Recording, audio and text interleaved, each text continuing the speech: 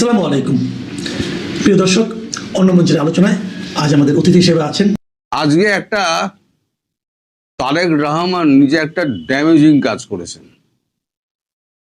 এখন বাংলাদেশের যে নিউজ পেপারগুলো এবং মিডিয়া গুলো সমস্তটি ইউনূসের আমল থেকে সমস্ত তো সরকারি কন্ট্রোলে। সেখানে মানব জমিনে একটা আর্টিকেল বেরিয়েছে যে ভারতবর্ষ নাকি হতাশ হয়ে শেখ হাসিনাকে কাতারে পাঠানোর ব্যবস্থা করছে এবং তাদের কূটনৈতিক সূত্র জানাচ্ছে, এই কূটনৈতিক সূত্রে আমি পরে আসছি, কূটনৈতিক সূত্র জানাচ্ছে যে শেখ হাসিনা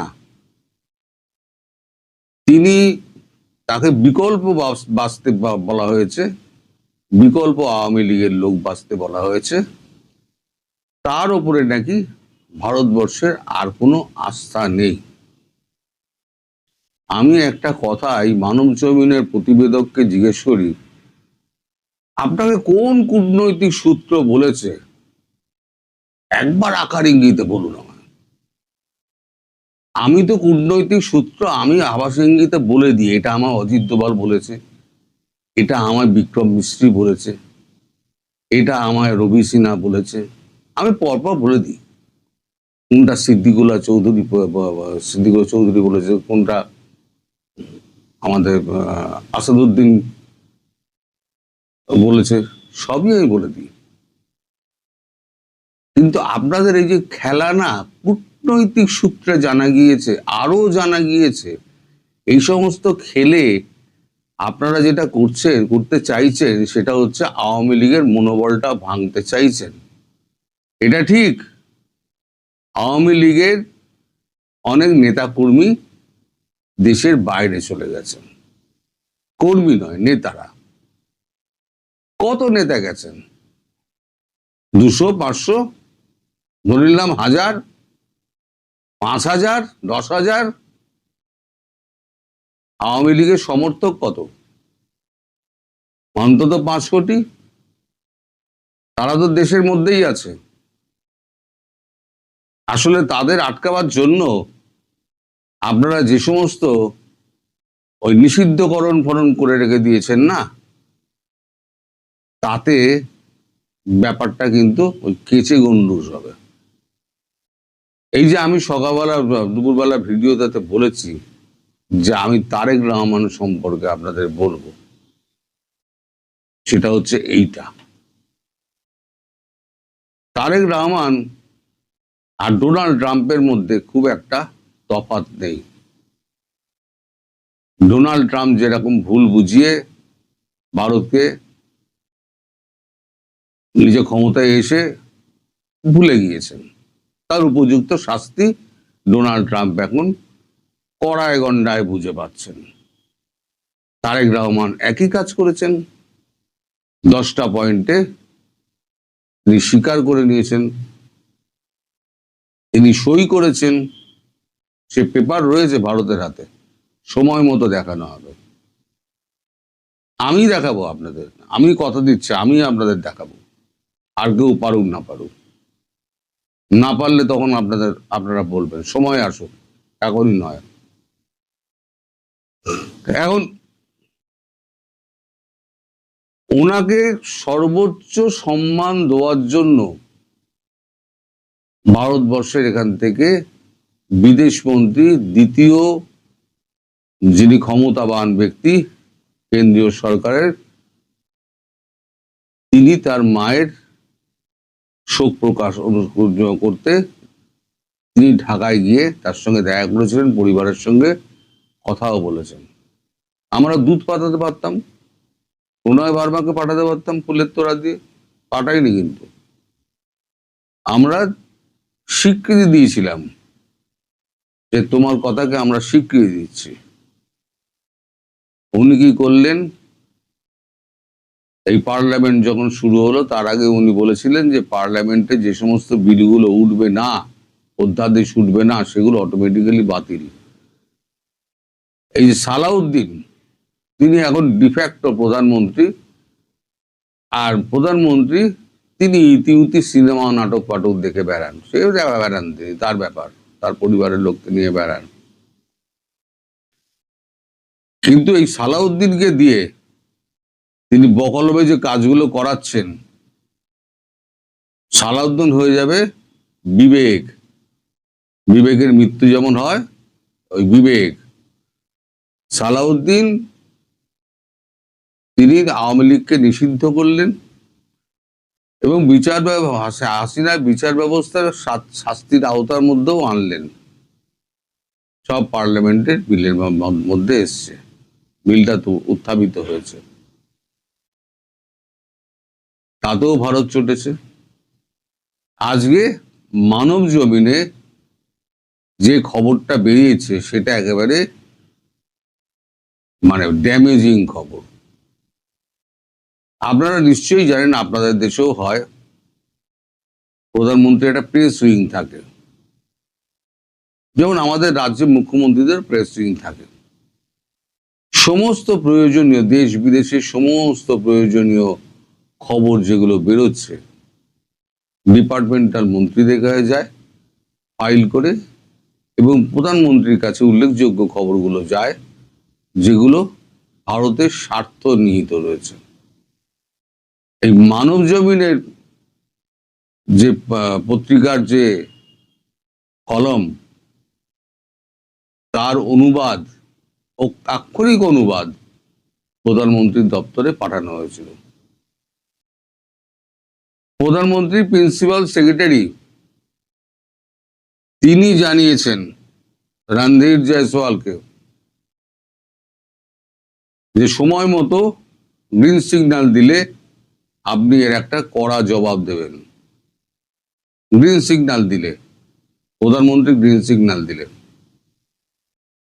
তার মানে 180 ডিগ্রি ঘুরে গেছে কিন্তু ভারত। তারেক রহমান, আপনি বুঝতে পারছেন না, আপনি এখনই কিছু বুঝবেন না। ভারত একদিনে কিছু করে না। আপনি যে প্রচেষ্টাটা করছেন না, আওয়ামী লীগের মানুষের মন থেকে শেখ হাসিনাকে মুছে ফেলার যে অপচেষ্টা আপনার, আওয়ামী লীগকে দেশ থেকে ভুলিয়ে দেওয়ার যে অপচেষ্টা আপনার, হাসিনাকে ভুলিয়ে দেওয়ার যে অপচেষ্টা আপনার, এবং ভারতের সঙ্গে হাসিনার একটা দূরত্ব সৃষ্টি করার অপচেষ্টা আপনার, সব কথা কিন্তু আপনার ওই পশ্চাৎ দেশে খুঁজে, এরকম কাগজের রোল গুঁজে আপনার পশ্চাৎ দেশে ঢুকিয়ে দেওয়া হবে। একদিনে ভারত করবে না, ভারত সময় নেবে। ট্রাম্পের মতো ব্যক্তিকে, পাগলকে পায়ে ধরতে সময় নিয়েছে। অনেক অপমান ট্রাম্প করেছে। প্রধানমন্ত্রী মোদী কিন্তু একটা কথা বলেননি, উনি নীরবে কাজ করে যান। উনি একটা মুখে কথা শুনবেন না ওনার। যখন কাজটা হয়ে যায় তখন লোকে বোঝে যে ডান্ডার বাড়িটা কেমন পড়েছে।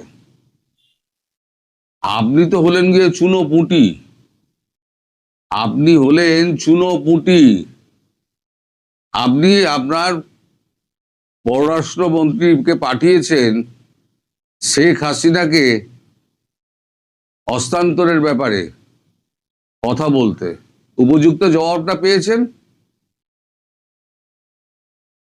আপনাদের মনে থাকতে পারে দর্শক, এর আগে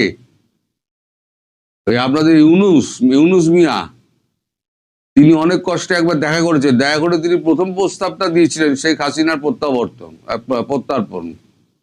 সঙ্গে সঙ্গে মোদিজি ওনাকে বলেছিলেন ইসকো ছড়িয়ে আগে বলিয়ে, হাসিনার ব্যাপারটা ছড়িয়ে আগে বলিয়ে।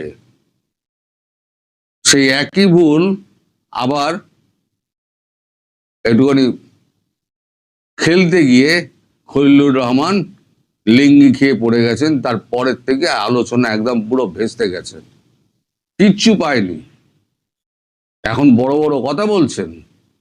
আমরা গঙ্গা চুক্তি নিয়ে আমি এই সমস্ত কথা বলেছি, সম্পর্ক স্থাপনের প্রথম ধাপ। আপনি ভারতকে শর্ত দেবেন? বাংলাদেশ ভারতকে শর্ত দেবে? সে জায়গায় বাংলাদেশ আছে? আপনারা আছেন? বাংলাদেশকে সেই জায়গায় রেখেছেন? শর্ত দেওয়ার জায়গায় যিনি ছিলেন তিনি হচ্ছেন শেখ হাসিনা, যিনি ভারতের সঙ্গে বন্ধুত্ব করে বাংলাদেশকে একটা উচ্চতায় পৌঁছে নিয়ে গিয়েছিলেন। আরো যদি এই 2 বছর যে আপনারা দেশটাকে ধ্বংস করলেন, যদি উনি থাকতেন দেশটার আরো উন্নতি হতো। আপনারা কি করলেন? আমি কিন্তু সেই সময় কিন্তু যখন 5 তারিখে যখন এই ঘটনা ঘটলো, আমি কিন্তু 8-10 তারিখ নাগাদ একটা ভিডিও করেছিলাম। দেখবেন 8 কিংবা 10-এ আপনারা আগস্টে 2024-এ আপনারা পাবেন যে এই যে বাইরে থেকে লোকজন ঢুকেছে সব সেনাবাহিনীর এতে ঢুকেছে, মদতে ঢুকেছে, এবং ওয়াকারুজ্জামান এর মধ্যে পুরোপুরি জড়িত। তিনি জামাতের সঙ্গে হাত মিলিয়ে এই কাণ্ডটি করেছেন। গেটের পর গেট তিনি খুলে দিয়েছেন। অবশ্য শেখ হাসিনাকে উনি বরাবর বলে এসেছেন যে সব ঠিক আছে, আপনি চিন্তা করবেন না প্রাইম মিনিস্টার, আমি সব দেখে নেব। ওনাকে ভুল বুঝিয়ে আপনি রেখে দিয়েছিলেন। আজকে সব আস্তে আস্তে পরিষ্কার হচ্ছে। তখন মানুষ বিশ্বাস করেনি আমার কথা, এখন মানুষ কিন্তু বিশ্বাস করছে, কারণ আস্তে আস্তে এগুলো প্রকাশ পাচ্ছে। আজকে আমি যেটা বললাম যে আপনার ওই কাগজ, 10 পয়েন্টের কাগজ, আমি নিজে দেখাবো, সময় আসুক নিজে দেখাবো, স্ক্যান করে করে তুলে দেবো। দরকার ছবি ঝাপসা হবে, অন্য ক্যামেরায় আমি করব, আমার ছবি ঝাপসা হোক, কাগজ যেন স্পষ্ট, আর আপনাদের সই যেমন তারেক রহমানের সই, খলিলুর রহমানের সই যেন স্পষ্ট দেখা যায়। আমি বড় করে করে করে দেখাবো, আপনাদের মান ইজ্জত সমস্ত ধুলোয় মিশিয়ে দেবো। ভারতের সঙ্গে পাঙ্গা নেন আপনারা, চোখে চোখ রেখে কথা বলবেন। আওয়ামী লীগের কোমর ভাঙার চেষ্টা করছেন, মুক্তিযুদ্ধকে অস্বীকার করার চেষ্টা করছেন। ভাসানী নিয়ে যা কীর্তি আপনি করেছেন, তারপরে তো আপনার মুখ দেখানোর জায়গা নেই। আপনি অতিশয় নির্লজ্জ মানুষ, যার জন্য আগাপাঁচতলা সেনাবাহিনী আপনাকে ঠেঙিয়েছিল উলঙ্গ করে। আপনি এখন ব্যক্তিগত এজেন্ডা আপনি পূরণ করছেন। আপনার যে সমস্ত শত্রু তাদেরকে ধরার চেষ্টা করছেন। দেশ যায় ভাঁড়বে, দেশে তেল নেই, দেশে বিদ্যুৎ নেই, মূল্য বৃদ্ধি নেই, এই অবস্থা। ভারতের সঙ্গে কোথায় এসে আপনারা বলবেন যে নেপালের থেকে আমরা বিদ্যুৎ আনবো, আপনারা একটু জমির ব্যবস্থা করে দিন, আপনারা খুঁটিগুলো ব্যবহার করার সুযোগ করে দিন, যেগুলো আপনারা বন্ধ করে দিয়েছেন। বলতেন বিদ্যুৎটা ব্যবস্থা হতো, এসে বলতেন আমরা অসহায়, আমাদের চাল ডাল পণ্য আপনারা আমাদেরকে দিন, আমাদের একটা ক্রেডিট লাইন দিন। তারা শুরুতেই চেয়ে বসলেন যে শেখ হাসিনার প্রত্যর্পণ। শেখ হাসিনাকে জীবনে হাতে পাবেন না, আপনারা তো পাবেনই না। শেখ হাসিনা নিশ্চয়ই ফিরবেন, এবং যেদিনকে ফিরবেন আপনাদেরকে আমরা বলবো, আপনাদেরকে চুন চুনকে মারনে গেলিয়ে, কেউ বাদ যাবেন না, চুন চুনকে মারেঙ্গে। উনি যদি না পারেন ভারত মারবে, চুন চুনকে মারবে। আপনাদের শয়তানির না আগা 5 তলা সমস্ত চামড়া ছড়ানো হবে। আজ অনেক কটু কথা বললাম দর্শক, কিন্তু না বলে উপায় ছিল না। এই মানব জমিনকে দিয়ে যে রিপোর্টটি করিয়েছেন, সেই রিপোর্টটি দেখার পর প্রধানমন্ত্রী চুপ করে আছেন, তিনি যা করার ভেতরে ভেতরে করবেন, কিন্তু রণদীপ জয়সওয়াল যেদিনকে সবুজ সিগন্যাল পাবে সেদিনকে একটা জবরদস্ত উত্তর দেবেন। সেই উত্তরের অপেক্ষায় থাকুন। আমি আর ভিডিও বাড়াবো না, সবাই ভালো থাকবেন, সুস্থ। বাংলাদেশের বিচার বিভাগ যে সরকারের নির্দেশেই চলছে তা আবারও প্রমাণিত হলো সাবেক স্পিকার শিরীন শারমিন চৌধুরীর জামিন প্রাপ্তি এবং প্রায় একই সময়ে জয়পুরহাটের আদালতে আত্মসমর্পণ করা 6 আওয়ামী লীগ নেতাকে জামিন না দিয়ে কারাগারে পাঠানোর ঘটনা। দুটোই ঘটেছে সরকারের নির্দেশে এবং আদালত কেবল নির্দেশনা পালন করেছে এক্ষেত্রে। না হলে একই ধরনের মামলায় শিরিন শারমিন চৌধুরী জামিন পাবেন, বাকি নেতারা কেন বছর খানেক ধরে বিনা বিচারে কারাগারে আটক থাকবেন বলুন তো? শুধু আওয়ামী লীগ নেতারাই নন, অশীতিপর বৃদ্ধ দেশের প্রধান বিচারপতি, লেখক সাংবাদিক শাহরিয়ার কবির সহ বাকি যে সকল বিচারপতি এবং সাংবাদিকরা বন্দী আছেন তাদেরকে মুক্তি দেওয়ার নির্দেশ কবে দেবে সরকার? শিরিন শারমিন চৌধুরীর দ্রুত জামিন এবং কয়েক ঘন্টার মধ্যে কারামুক্তির ঘটনাটি বাংলাদেশের বর্তমান রাষ্ট্র ব্যবস্থা, বিচারিক প্রক্রিয়া এবং রাজনৈতিক ক্ষমতা বাস্তবায়ন নিয়ে বা বাস্তবতা নিয়ে এক গভীর প্রশ্ন সামনে নিয়ে এসেছে। এখানে মূল প্রশ্নটি কেবল একজন সাবেক স্পিকারের মুক্তি নয়, বরং কেন একই সময়ে অন্যদের ক্ষেত্রে সম্পূর্ণ ভিন্ন মানদণ্ড প্রয়োগ করা হচ্ছে বিচারিক আদালতে। এই বৈপরীত্যই আজকের বাংলাদেশের বিচার ব্যবস্থার প্রকৃতি বোঝার সবচেয়ে গুরুত্বপূর্ণ। জামিন একটি আইনি অধিকার, অভিযোগের প্রকৃতি, তদন্তের অগ্রগতি, আসামির পলায়ন সম্ভাবনা, সাক্ষ্য প্রমাণ নষ্ট করার ঝুঁকি, এসব বিবেচনায় আদালত সিদ্ধান্ত নেয় কাকে জামিন দেওয়া হবে, কাকে হবে না। কিন্তু বাংলাদেশের বর্তমান বাস্তবতায় আমরা যে চিত্রটি দেখতে পাচ্ছি তা একটি অভিন্ন আইনি নীতির চেয়ে অনেক বেশি নির্বাচিত, মানে সিলেক্টিভ প্রয়োগের আমাদেরকে প্রমাণ দিচ্ছে। শিরিন শারমিন চৌধুরী গ্রেপ্তারের মাত্র 6 দিনের মাথায় নিম্ন আদালত থেকে জামিন পেলেন এবং প্রশাসনিক প্রক্রিয়ায়ও অস্বাভাবিক দ্রুততা সম্পন্ন হলো। সাধারণত এই ধরনের মুক্তিতে জেল ওয়ারেন্ট, কাগজপত্র যাচাই সব মিলিয়ে সময় লাগে এবং জেল গেটে আবার তাকে গ্রেপ্তার করা হয় যদি তিনি আওয়ামী লীগের নেতা বা কর্মী হন। এখানে সেই বিলম্ব দেখা গেল না। ফলে স্বাভাবিকভাবেই প্রশ্ন উঠছে, এটি কি কেবল আদালতের সিদ্ধান্ত নাকি এর পেছনে একটি উচ্চতর রাজনৈতিক সম্মতি কাজ করছে, বিদেশি চাপ কাজ করছে? এই প্রশ্নকে আরো তীব্র করে তোলে জয়পুরহাটের ঘটনা। সেখানে তথাকথিত জুলাই হত্যাকাণ্ড সহ একাধিক মামলার আসামি হিসাবে আত্মসমর্পণ করা আওয়ামী লীগের 6 নেতা জামিন চাইলেও আদালত তা নামঞ্জুর করে সরাসরি তাদেরকে কারাগারে পাঠিয়েছে। এখানেই এই দ্বিমুখী বা বহুমুখী বিচার ব্যবস্থার প্রশ্নটি সামনে আসে। একদিকে রাজধানীতে দ্রুত জামিন এবং মুক্তি, অন্যদিকে জেলা পর্যায়ে কিংবা রাজধানীতেই একই রাজনৈতিক পরিসরের অন্য নেতাদের ক্ষেত্রে কঠোর অবস্থান নিচ্ছে সরকার। নির্দেশনা যাচ্ছে সরকারের কাছ থেকে এবং আদালত তাই করছে। এখানে মনে রাখা দরকার, আওয়ামী লীগ কেবল একটি রাজনৈতিক দল নয়, এটি সেই দল যে বাংলাদেশের জন্মের আগে থেকেই একটি নিয়মতান্ত্রিক এবং গণতান্ত্রিক রাজনৈতিক নীতিতে চলে আসছে। মুক্তিযুদ্ধের নেতৃত্ব দিয়েছে, বঙ্গবন্ধু শেখ মুজিবুর রহমানের হাতে গড়া রাষ্ট্রের মূল আদর্শের ধারক এই দলটি। সেই দলের নেতাকর্মীদের বিরুদ্ধে এই বৈষম্যমূলক বিচারিক আচরণ কেবল ব্যক্তি বিশেষের প্রতি অবিচার নয়, এটি একটি ঐতিহাসিক রাজনৈতিক ধারার বিরুদ্ধে রাষ্ট্রীয় প্রতিহিংসার বহিঃপ্রকাশ। আরো গুরুত্বপূর্ণ হলো সাবেক প্রধান বিচারপতি ABM খায়রুল হকের ঘটনা। তিনি একাধিক মামলায় জামিন পাওয়ার পরও নতুন মামলায় গ্রেপ্তার দেখানোর আবেদন জমা দিয়ে তার মুক্তি আটকে দেওয়া হয়েছে। অর্থাৎ একজন ব্যক্তি যখন আইনি প্রক্রিয়ায় মুক্তির কাছাকাছি পৌঁছাচ্ছেন তখনই নতুন মামলা সামনে এনে তাকে আটক রাখার সংস্কৃতি অব্যাহত রয়েছে। বছরের পর বছর এই মানুষগুলো বিনা বিচারে আটক। এটি কোনো স্বাভাবিক বিচারিক প্রক্রিয়া হতে পারে না। এটি সম্পূর্ণভাবে রাজনৈতিক পরিচালিত বা রাজনীতি পরিচালিত কারাবাসের চিত্র। একই কথা প্রযোজ্য কারাবন্দী সাংবাদিকদের ক্ষেত্রে। শাকিল আহমেদ, ফারজানা রূপা, মোজাম্মেল বাবু, শ্যামল দত্ত সহ শাহরিয়ার কবির সহ ডজন খানেক সাংবাদিক 1 বছরের বেশি সময় ধরে হত্যা এবং উস্কানির অভিযোগে বিনা বিচারে কারাগারে আটক আছেন। কমনওয়েলথ জার্নালিস্ট অ্যাসোসিয়েশন থেকে শুরু করে দেশীয় মানবাধিকার সংস্থা পর্যন্ত সবাই উদ্বেগ জানাচ্ছে, কিন্তু তাদের জামিন আবেদন বারবার খারিজ হচ্ছে। অথচ যে অভিযোগগুলো আনা হয়েছে আইনজীবীরাই বলছেন যে সেগুলো মিথ্যা এবং রাজনৈতিক উদ্দেশ্য প্রণোদিত।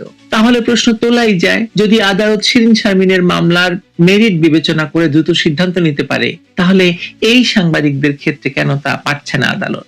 কারা আদালতকে নিষেধ করছে এদেরকে মুক্তি না দেওয়ার জন্য? এই বৈষম্যমূলক বিচারিক বাস্তবতার মূল শিকড় আসলে 1975 সালের সেই ভয়াবহ ধারাবাহিকতায়। বঙ্গবন্ধুকে সপরিবারে হত্যার পর থেকে যখনই এদেশে অবৈধ ক্ষমতা দখল হয়েছে, প্রথম আঘাত এসেছে আওয়ামী লীগের উপর, আওয়ামী লীগের রাজনীতিতে বিশ্বাসীদের উপর। 2024 সালে অবৈধভাবে ক্ষমতা দখল করে ইউনূস অধ্যাদেশ জারি করে আওয়ামী লীগকে নিষিদ্ধ করেছে। এবং এখন তারেক রহমানের সরকার সেই অধ্যাদেশকে সংসদে আইন পাশ করে বলবৎ রেখেছে। অর্থাৎ নিষিদ্ধ একটি দলের নেতাকর্মীরা যখন আদালতে জামিন চাইতে যাচ্ছেন, তখন বিচারক শুধু আইন নয়, রাজনৈতিক বায়ুমণ্ডলও দেখছেন যে রাজনৈতিক আবহাওয়াটা কেমন, তারেক রহমান কি চাইছে, বিএনপি নেতারা কি চাইছে। জয়পুরহাটের আদালত সেই তারেক রহমানের ভাও বুঝেই রায় দিয়েছে। এখন প্রশ্ন হচ্ছে, শিরীন শারমিন চৌধুরীর ক্ষেত্রে এই ব্যতিক্রম কেন? রাজনৈতিকভাবে এর কয়েকটি সম্ভাব্য ব্যাখ্যা আমরা দিতে পারি। প্রথমত, এটি হতে পারে একটি টেস্ট কেস। সরকার একটি নির্দিষ্ট রাজনৈতিক বার্তা দিতে চাইছে যে আওয়ামী লীগের কিছু গ্রহণযোগ্য মুখকে ধীরে ধীরে মূলধারায় ফেরানো হবে।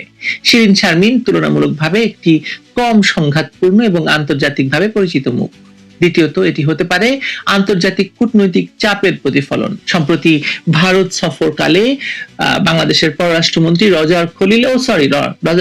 খলিলুর রহমানকে যেভাবে ভারত সরকার চাপ দিয়েছে, তাতে বোঝাই যায় যে বাংলাদেশে এখন থেকে অনেক কিছুই ঘটবে যা অতীতে ঘটেনি। সাম্প্রতিক আঞ্চলিক কূটনীতিতে বাংলাদেশ ভারত সম্পর্ক এবং আন্তর্জাতিক অংশীদারদের দৃষ্টিভঙ্গি গুরুত্বপূর্ণ হয়ে উঠেছে। একটি স্থিতিশীল রাজনৈতিক কাঠামো গঠনের প্রয়োজনে কিছু প্রতীকী পদক্ষেপ নেওয়া হতে পারে বলে মনে হচ্ছে। কিন্তু সবচেয়ে কঠিন এবং বাস্তবসম্মত ব্যাখ্যাটি হলো, জামিন এখন একটি রাজনৈতিক উপকরণে পরিণত হয়েছে। কারা জামিন পাবেন আর কারা দীর্ঘদিন আটক থাকবেন তা মামলার মেরিটের চেয়ে রাজনৈতিক প্রয়োজনের উপর নির্ভর করছে। তারেক রহমান বা বিএনপির আসলে কাকে প্রয়োজন আর কাকে প্রয়োজন নেই, কাকে আটকে রাখলে বিদেশিরা কিছু বলবে না বা বললেও সেটা বিদেশিদের অন্য বুঝ দেওয়া যাবে, সেটা আসলে একটা সেই সমীকরণ খুব গুরুত্বপূর্ণভাবে কাজ করছে। এই উপলব্ধি যদি সত্যি হয়, তাহলে এটি বাংলাদেশের বিচার বিভাগের স্বাধীনতার জন্য অত্যন্ত উদ্বেগজনক। যদি স্বাধীনতা বলে কিছু থেকে থাকে, আসলে তো নেই। কারণ একই রাষ্ট্রে একজন স্পিকার 6 দিনে মুক্তি পান, আর অন্যদিকে সাংবাদিক, বিচারপতি, প্রবীণ বুদ্ধিজীবী বা স্থানীয় রাজনৈতিক নেতারা বছরের পর বছর কারাগারে থাকেন বিনা বিচারে। এটি আইনের শাসনের প্রশ্নকে সরাসরি আঘাত করে। এখানে কেবল ব্যক্তি নয়, পুরো বিচার কাঠামোর বিশ্বাসযোগ্যতা প্রশ্নবিদ্ধ হয়। বাংলাদেশের রাজনীতিতে অনেক সময় সবচেয়ে বড় বার্তা আসে আদালতের পক্ষ থেকে। শিরীন শারমিনের জামিন সেই ধরনের একটি বার্তা, কিন্তু সেই বার্তা যদি সত্যিকার অর্থে ইতিবাচক হয়, তাহলে তা কেবল একজনের মুক্তিতে সীমাবদ্ধ থাকলে চলবে না। অশীতিপর সাবেক প্রধান বিচারপতি খায়রুল হক, বন্দী সাংবাদিক মুজাম্মেল বাবু, শ্যামল দত্ত, শাহরিয়ার কবির, শাকিল রূপা এবং আরো যারা কারাগারে আছেন, তাদের প্রত্যেকের ক্ষেত্রে একই মানদণ্ড প্রয়োগ না হলে বোঝা যাবে এটি আইনের শাসন নয়, এটি ক্ষমতার শাসন। এমনকি আওয়ামী লীগের বাকি যেসব নেতারা, সালমান এফ রহমান, আনিসুল হক, জোনায়েদ আহমেদ পলক, শাহজাহান খান, হাসানুল হক ইনু, যারাই আদালত কারাগারে এখন অবৈধভাবে বন্দী আছেন, তাদেরকে মুক্তি না দিলে তো আপনি জামিনে মুক্তি না দিলে তা আসলে তো আইনের শাসন হচ্ছে না। এবং সেই পার্থক্যটুকু বোঝার জন্যই আজকের বাংলাদেশের সচেতন মানুষকে প্রতিটি জামিন আদেশ, প্রতিটি কারামুক্তি এবং প্রতিটি নতুন মামলার খবর গভীর মনোযোগ নিয়ে পড়তেই হবে। কারণ আজ যা আওয়ামী লীগের জন্য ক্ষেত্রে ঘটছে, কাল আপনার ক্ষেত্রে তা ঘটতে পারে এবং ঘটবেই। ভালো থাকবেন সবাই।